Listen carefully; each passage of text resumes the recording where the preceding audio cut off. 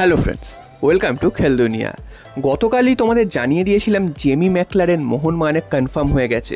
তো সেই খবরই কিন্তু শিলমোহর পড়েছে। জেমি ম্যাকলারেন তিনি কিন্তু মোহনবাগানে কনফার্ম হয়ে গেছেন, তার সাথে কিন্তু চুক্তি করে নিয়েছে মোহনবাগান। এবং যেটুকু শোনা যাচ্ছে তার সাথে কিন্তু 2+1 এই চুক্তিতেই কিন্তু তার সাথে রাজি হয়েছে। এবং যেহেতু তিনি অস্ট্রেলিয়ার এ লিগে খেলছিলেন যে ক্লাবের হয়ে মেলবোর্ন সিটি, তো সেইখানে তিনি কিন্তু তার কন্ট্রাক্ট ছিন্ন করেছেন, অর্থাৎ তিনি সেই ক্লাবে আর থাকতে চান না। তো তারপরেই প্রশ্নটা ছিল তাহলে কি তিনি সিটি ফুটবল গ্রুপের অন্য কোনো ক্লাবে যাবেন, অর্থাৎ ভারতে কিন্তু মুম্বাই সিটি এফসি রয়েছে, তো সেখানেও কিন্তু একটা আসার সুযোগ ছিল।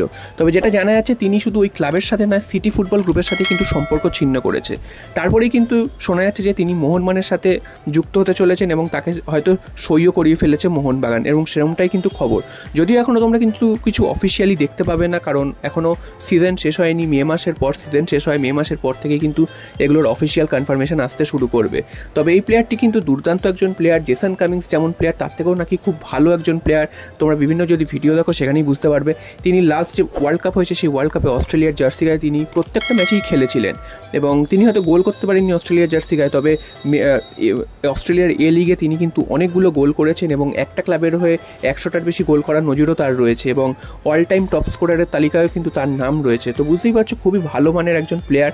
যদিও এখনই লাফালাফি করার কিছু নেই, কারণ জেসন কামিংস বা আরমান্দ সাদিককে নিয়েও কিন্তু এর আগে লাফালাফি করা হয়েছিল, তারপর কিন্তু সমর্থকদের অনেকটাই মোহভঙ্গ হয়েছিল। তো এই প্লেয়ারটি আগে আসুক, পারফরমেন্স করুক, তারপরে কিন্তু তাকে নিয়ে লাফালাফি করা যাবে। যদিও এই প্লেয়ারটি যে অনেকগুলো পজিশনে খেলতে পারেন তা কিন্তু একদমই নয়। তিনি কিন্তু কামিংসের মতনই একদম বক্সের মধ্যেই থাকেন, এবং তাকে কিন্তু বল সাপ্লাই করলে তিনি গোল করবেন, এরকমই কিন্তু তিনি প্লেয়ার। তো নিচ থেকে যে তিনি বল নিয়ে উঠবেন বা তিনি পুরো দলকে চালনা করবেন সেরকমটা কিন্তু তার ক্ষমতা নেই। তো দেখা যাক শেষ পর্যন্ত এই প্লেয়ারটি যদি আসে মোহনবাগান শক্তিশালী হয় কিনা।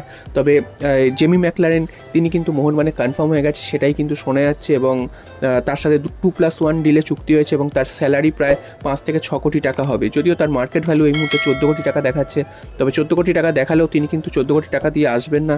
তার ইয়ারলি স্যালারি 5 থেকে 6 কোটি টাকা হবে, এবং তার সাথে 3 বছরের চুক্তি করা হয়েছে। তো তোমাদের কি মতামত? জেমি ম্যাকলারেন মোহনবাগানে আসলে মোহনবাগান কি আগামী দিনে ভালো ফুটবল উপহার দিতে পারবে, অর্থাৎ এএফসির মতন কম্পিটিশনে মোহনবাগান খেলতে যাবে, তো সেখানে তারা কি পাল্লা দিতে পারবে? তোমরা কিন্তু অবশ্যই কমেন্ট করে জানিও।